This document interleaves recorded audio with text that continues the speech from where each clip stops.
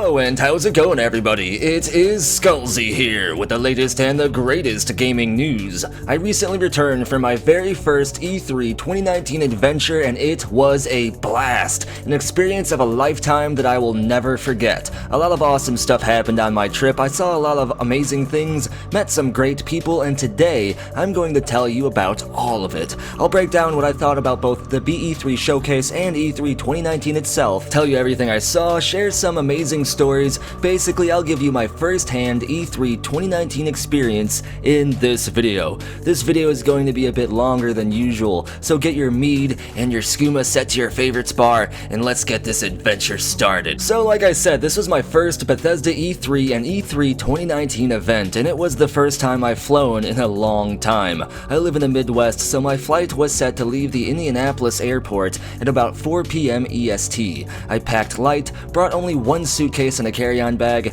tried to save some money by living that minimalistic Spartan lifestyle while I was away, but I ended up totally not bringing enough clothes. I definitely brought my bullshit capacity meter t-shirt though, and my Khajiit friend Pompey didn't really want me to leave and tried to immediately lay siege to my suitcase because he's pretty smart. He knows that suitcases means that someone's going away for a while and he doesn't like that stuff. But Todd Howard beckoned to me and I couldn't keep him waiting. Sorry Pompey, I'll be back in a few days. I took a shuttle to my airport to save on that gas money, which was totally chill. It had huge comfortable seats, Wi-Fi, it wasn't crowded, and about an hour later we got to the airport. The Indianapolis airport is a riot. It's actually kinda pretty, but I got there way too damn early. I had like 2.5 hours of sitting around, trying not to fall asleep on the weird sticky couches, and after being annoyed at the lack of a Panda Express, I got some McDonald's, ate, charged my phones, did some Twitter stuff, called my family, built a house, invaded France, got exiled, became an old man, and then finally died of old age. After all of that, it was finally time to catch my plane. Quick thing to make note of here though, since I spent so much time waiting for my plane, I figured that I arrived way too early at the airport and gave myself way too much time. This almost bit me in the ass later on in my adventure, because on my flight back home, I decided to give myself less time to head to the airport to catch my flight, and that almost screwed me. Combine the fact that the Uber driver made a wrong turn in that situation as well, but anyway, that is a story for later on. About an hour until my flight was supposed to board, I decided now was a good time to go on my first date with the TSA. Hopefully they don't get too handsy. They didn't! Yay! The TSA ended up playing nice! They didn't want to stick any wabajacks up anywhere to check for anything, so that ended up being pretty chill. I had about 30 minutes to board my plane, so I just hung out outside my boarding gate. I met some other E3 goers who were pretty cool, listened to some guy argue with his wife on the phone about being naked while taking out the garbage or something weird that they wanted to tune out, heard the moving walkway say out loud over and over again that the moving walkway is about to come to an end because my boarding gate was right there. I felt like I was being subliminally messaged about moving walkways, but anyway, eventually it was time for me to board my spacecraft. This plane was decent. It had to have been brand new. I felt like I was about ready to go to Todd Howard's Starfield up in space, up in this place. Steam or something sinister was roaring down from the air vents overhead. The sardines were lining up into their specific seats, and I, myself, was seated in my window seat, boy, yeah, and thank the 9 for that because I totally forgot to download movies and stuff, and legit just stared out this plane window for like 4 hours on my way to LA, which isn't as bad as it may sound, because like I said, I never really got to fly much before, and the view from my window was amazing. We flew over rivers, forests, lakes, deserts, mountains, your mom's house, literally everything. You can see forever when you're 35,000 feet up in the sky. Even the clouds are amazing up there. It's like another Minecraft world or something, just rolling white hills as far as the eye can see. A clear blue abyss glowing up above. My imagination took hold and I began to wonder how it would be to live in a gigantic castle up in the clouds, just chilling with my friends, my family, my pets, my games, making videos, looking down upon the world as we traveled in the clouds above, getting to see everything and everywhere, and then turbulence happened. I swear it felt like a sky whale slammed its fat, blubbery ass into the side of the plane. Since I had a window seat, I got to see the entire plane slant sideways to the left from the turbulence, causing the wing to basically be perpendicular to the ground for a brief moment. I legit thought we'd spin out or have some type of issue. I got used to turbulence before, but this just didn't seem normal. After looking at everyone else, though, I felt kinda dumb, because no one was fazed by it, not even the elderly people, so I just kinda pretended like nothing happened and went back to looking out the window. But the turbulence aside, the view was amazing. Then it finally came to land in Los Santos. My flight was 4 hours. I immediately was in awe with just how beautiful LA is. Hills and mountains are everywhere, literally surrounding the city on the horizon. The ocean is endless and beautiful. The trees and greenery were in abundance and extra vibrant due to the excess rains. My Uber driver was pretty chill. In fact, it seemed like everyone in LA was pretty chill, probably because 75% of the population was legally high. But anyway, my Uber driver missed our exit on a highway and ended up driving over a curb or something and messed his car up a bit, which sucked, but I mean, he was pretty chill even when that happened. He said I needed to do yoga to help with my posture, so yeah. First dude I meet in LA, and he is both high and tells me I need to try yoga. Welcome to Los Angeles. Still though, LA is crazy beautiful. It's like something from a fantasy land. I feel like I am in like a Sims game because everyone seems over the top and unique, like some kind of crazy character. Every building is unique too. The architecture is beautiful, and I wanted to take a picture of everything. It was about a 45-minute drive from LAX to my hotel. I'd tell you the name of my hotel, but I'll probably end up staying there again in the future when I go back to E3 next year and in the following years, just because of how convenient this location is. Literally anything I need is within a couple of blocks away, and I am less than a few miles from the LA Convention Center where E3 is held. My hotel room was decent, pretty clean, had AC, a king-sized bed, a TV with cable, and I was able to see the mountains from my window. Uber though was pretty expensive, and I knew immediately I wouldn't have enough loot to go sightseeing, like, at all. My visit to LA this year would be purely for the channel, for business, for Bethesda, and for E3, which was fine. Next time I go, maybe I could do some sightseeing, but I had a few hours to chill in my hotel before bed, so I ordered Panda Express. This is gonna be a trend here in this video, by the way. I watched Rick and Morty, and I went to snoop sleep. The next day was Sunday, June 8th. I woke up, entered shower mode, got ready, hit up my Bethesda friends to see when they were heading to BE3, and then about an hour before the event opened, I got my Uber and headed to the Shrine Auditorium, which was hosting the BE3 event. The place was amazing. I think the building is like from the 1920s, but it is so well maintained you wouldn't have been able to tell. This place was crowded too, with your typical black suit and earpiece wearing security guards everywhere, like this was a Hitman game. There was a huge line to get in, but luckily I had a media pass and I didn't have to wait in any lines, like literally. After going down a closed off, like secluded walkway and showing my pass to a security guard, I was ushered into the Bethesda conference legit not even 2 minutes after arriving by Uber. Thank you Bethesda for this media pass. I walked in and this is when it all really started to hit me. This is all real. It is really happening. I am here at E3 with a media pass in the same building as Todd Howard, Pete Hines, Danny O'Dwyer, and several other legends. The dream is a reality. It came true, and I smiled bigger than I ever have before. And then it hit me again. They had a free bar, dude! So I grabbed a beer, wandered around to grab some footage, and dude, there were like so many big streamers and content creators like all over. Then it happened. This is when it's gonna get serious. This is when I was attacked. I didn't want to say anything like this on Twitter, or really talk about it openly until now. I kinda went through my head if I should even bring this up because the event was so perfect until this happened. But yeah, I was attacked at the BE3 showcase. I was busy taking footage when somebody snuck up on me when I wasn't looking, and they grabbed me from behind. And it was King Fan Man. No, I wasn't attacked. No, I wasn't attacked. I'm glad he found me too, because I couldn't find him in the crowd, and then he found me, and it was so awesome to finally see my Bethesda brother. His son Wolfman was there as well, and they were both truly awesome people, and it was an honor to meet them both, and I had a blast hanging out with them. Unfortunately, we didn't get to sit together during the Bethesda conference, since seating was naturally assigned based upon our pass, but I did get a pretty amazing seat. I was the 17th row away from the stage, right up on the main floor, which was pretty great considering this place had over 1,000 rows or something of seats from what I understand. And let me say this, after watching many Bethesda and E3 conferences at home on my PC, nothing compares to actually being there, physically at the event, in person. Just the energy alone is amazing. Everyone is awesome and you are surrounded by talented creators and fellow gamers. And then the event itself was very well done. I could tell a lot of work went into coordinating the BE3 showcase. The sound was well done, the lighting effects were super cool, being there with all of the flashing lights and the bass from the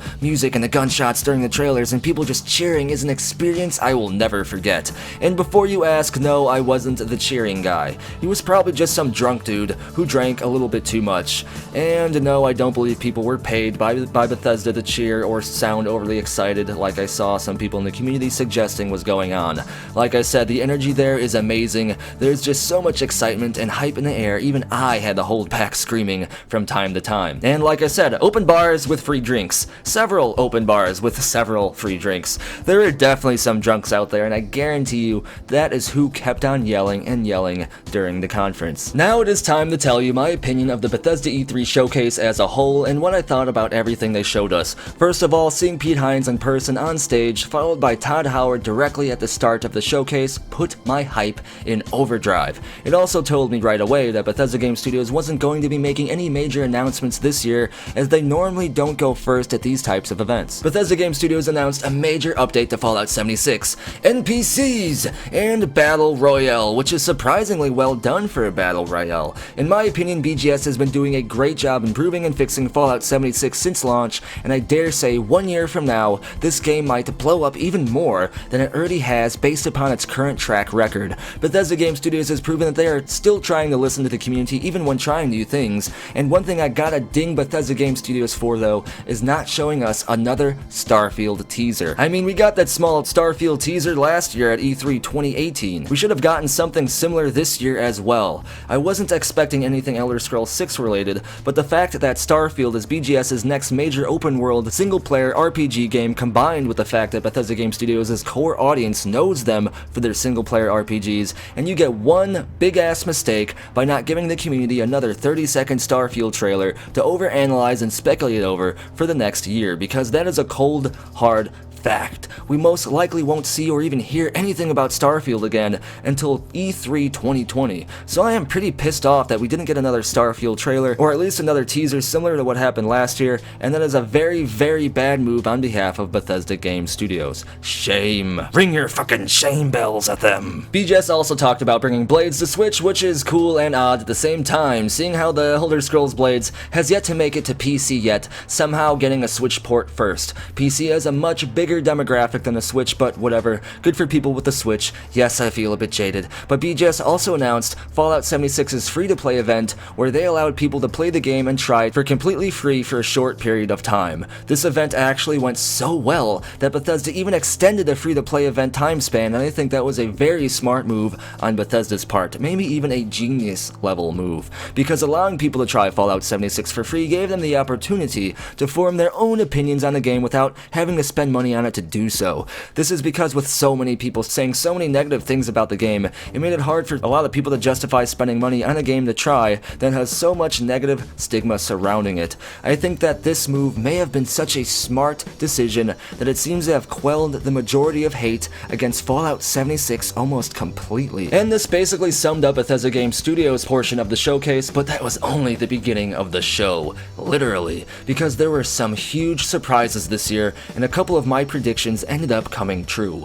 Wolfenstein Cyberpilot and Wolfenstein Youngblood got some stage time as everyone expected. Both look pretty awesome actually, and Cyberpilot might be the game that gets me to buy VR because for some reason it just reminds me of a few arcade games I used to play all the time back at Haunted Trails in Chicago in the 90s. Look up Haunted Trails in Chicago. Ooh, you want to do some digging on where Skullzi was when he was a kid. But Youngblood looks interesting too. I'm glad that it isn't solely a co-op game, but the fact is that it's heavily being marketed as such. All the marketing kind of markets it as a co-op game, which leads me to believe that you might be missing out on some content if you don't play it co-op and you choose to play the single-player campaign. But personally, so far, Youngblood's story seems a bit meh to me. BJ Blazkowicz is old and missing somewhere, and you play as his two daughters who try to find him.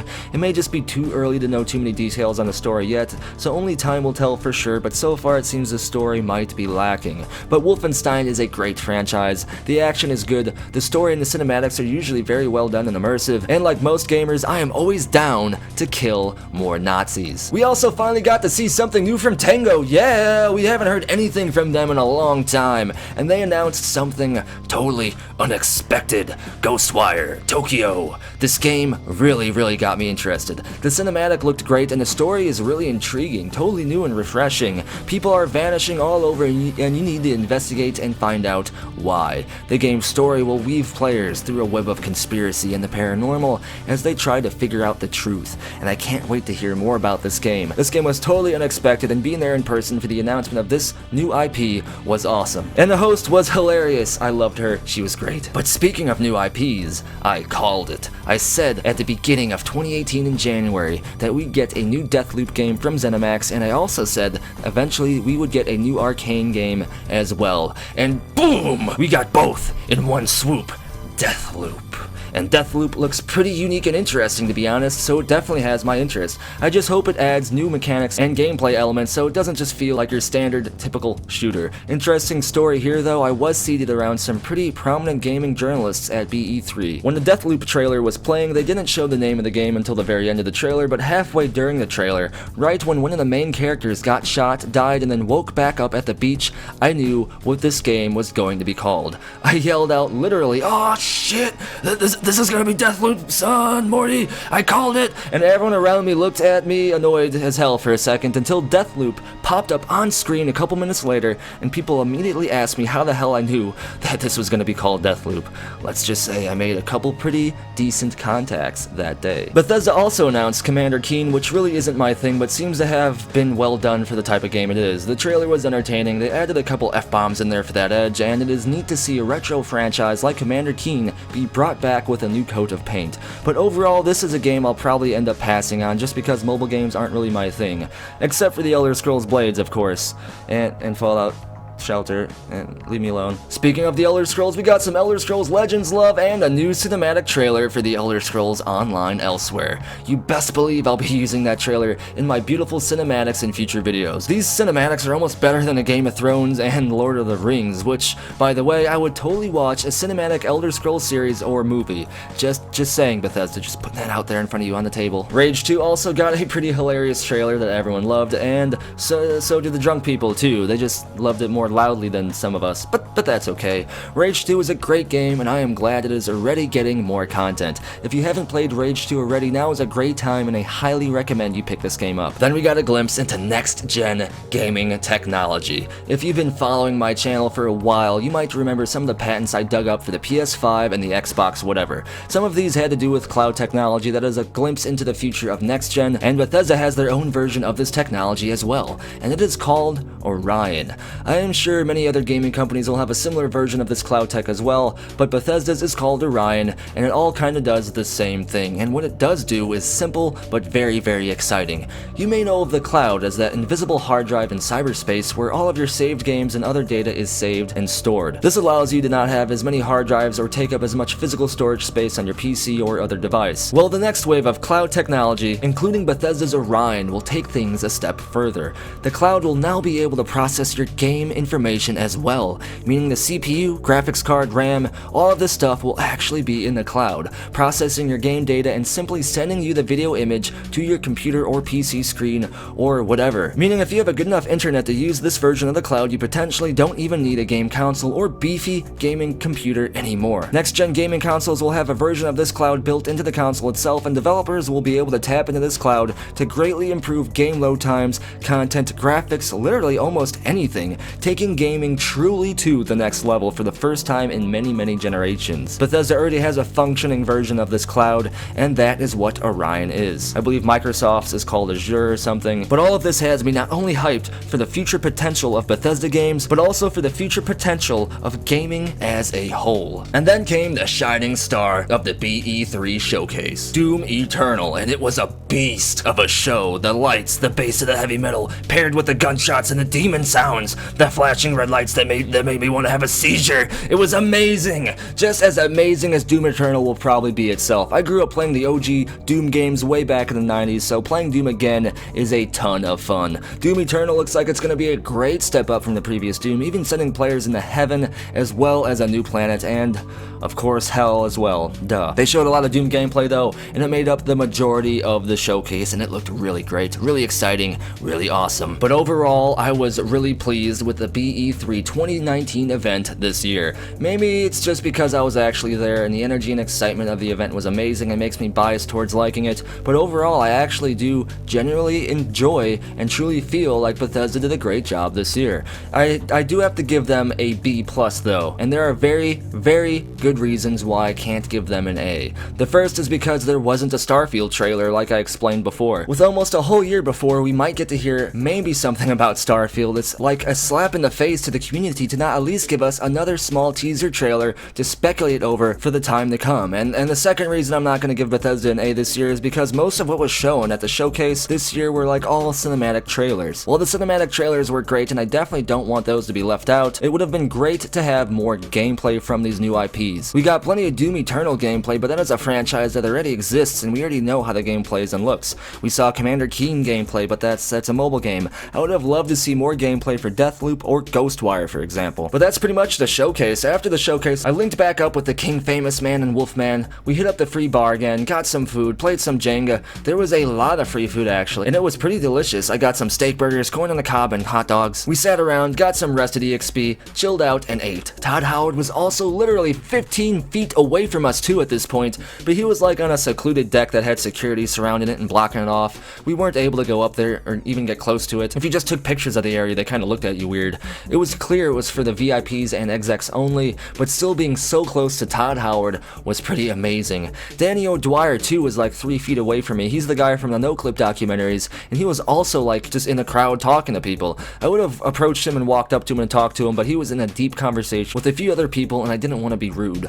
I also got to meet some pretty amazing Bethesda staff, including Sean Baptiste, who is the influencer manager for Bethesda, and he's a really, really awesome dude. He is like amazing and super helpful whenever you need anything, and if you're a Bethesda content creator or streamer and you need anything at all, his DMs are open and I highly recommend you reach out to him. And then that was it. As the sun began to set on LA and BE3, I didn't want the night to end, but it was time to get back to my hotel and try to readjust my sleep schedule to the West Coast for another night. After taking a shower, ordering more Panda Express, and looking out of my window at the mountains far off in the distance, the lights from the mountainside towns sparkling like gems far off in the distance, I laid my head down, selected how long I wanted to sleep, and then was told I couldn't sleep while enemies were nearby. Now this is where I want to end today's video. In my next video, I'll continue breaking down my E3 2019 adventure, and as always, I want to know what you have to say about all of this. Let me know down in the comments below, and if your comment wins the internet, I make it featured in a future video. Don't forget to subscribe to stay in the know when it comes to the latest and the greatest gaming news. Follow me over on Twitter for the latest channel updates and random stuff about me. Come over to the channel Discord chat server where there is always an awesome and active conversation and some speculation taking place. And if you want to have your hand in providing future content and having access to unique and awesome awards, then consider subscribing to the community on Patreon or joining the channel here on YouTube as an exclusive channel member. Links for all of these things are down in the description below, and as always, thank you for watching. Be sure to tune in next time when Starfield is still